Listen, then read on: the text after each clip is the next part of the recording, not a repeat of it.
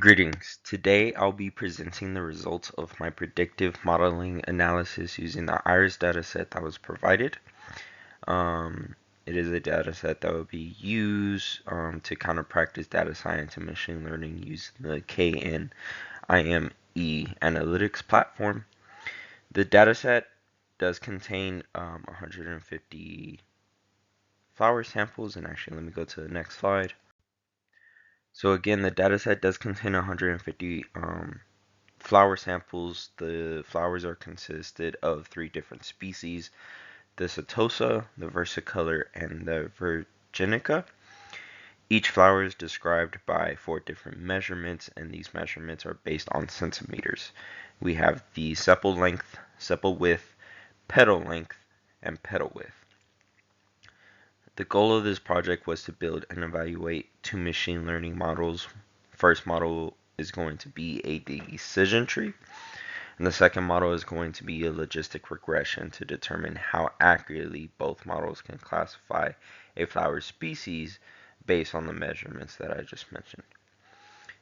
In addition to the accuracy of each of the testing models, I also wanted to explore which variables are most important in determining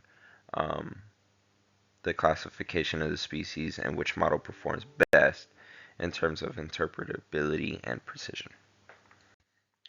So of course, before I went into building any of the models, I explored the dataset using the tools, otherwise more better known as the nodes that are available in the KNIME analytics platform.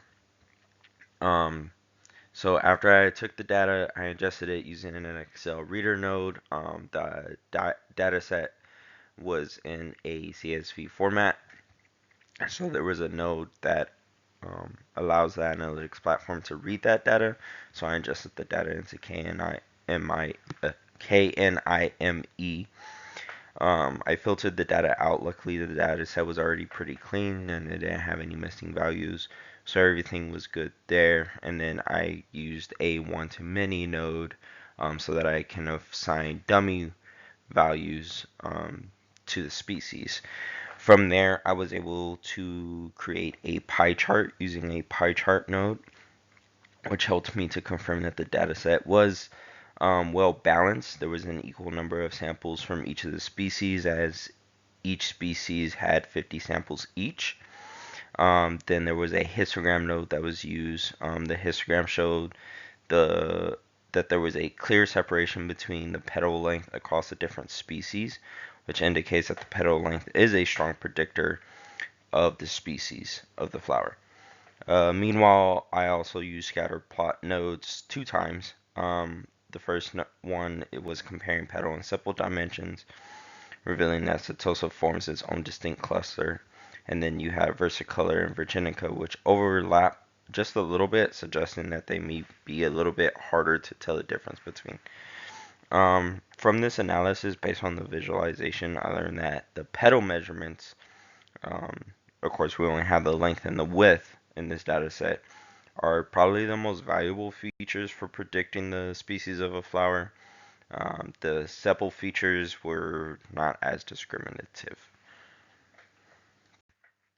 From there, I used the appropriate nodes within the analytics platform to build 2 predictive models.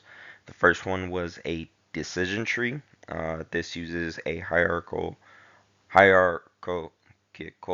decision rules to classify data.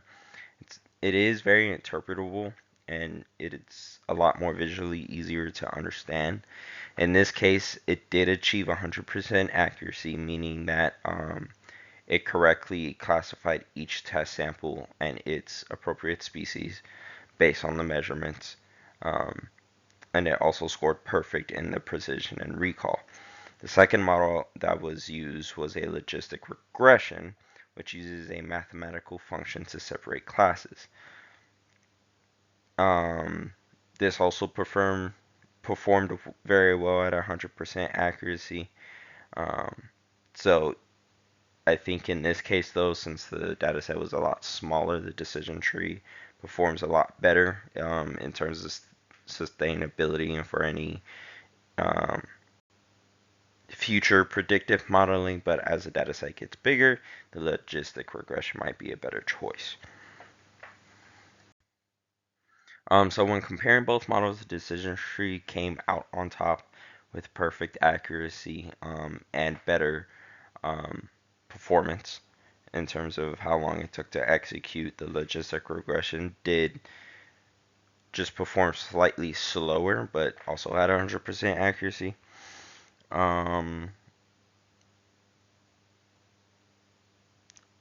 With that said, both models confirm that the petal width and the petal length are the most decisive features of what the species of the flower is. In this specific case, the decision tree is more intuitive because you can keep track of exactly how the algorithm is making its decision, which this makes it a little bit better when trying to explain how the model works to stakeholders who are not familiar with anything analytical related. So it allows the more technical people to not have to explain the whole process of ingesting the data and the steps that it took to perform it. The logistic regression still, however, is valuable because it's very efficient in computing, and it does provide probability scores for each prediction, which this is really helpful in risk-based decision making, so maybe in a little bit of a different context. So all in all, both models did work very well, but the decision tree does offer more interpretability for this specific data set. So looking ahead to how this could possibly evolve, it could be added a random forest, which is a combination of a decision tree. Um, this could help to improve the overall robustness of the model. Um, I would also maybe suggest applying cross-validation to further validate the stability of both models and just to ensure that they both are performing consistently on new data or as data is being added to the data set. Because I'm sure there are a lot of iris flowers out there in which we can get more samples from. And then just from a business perspective, I think a real-time dashboard in Power BI or KNMI, I'm not entirely sure if there's a way to connect um, what is generated in the KNIME platform, if that can be connected with Power BI. But something that's a little bit more user-friendly to allow users to input measurements and instantly predict the species of an iris flower. But the broader goal is to be able to demonstrate how predictive analytics can help to drive database decisions. Um, and obviously not just in biology as we are dealing with the iris dataset, but across different industries where accurate classification and transparency are vital. So thank you for your time, and yes.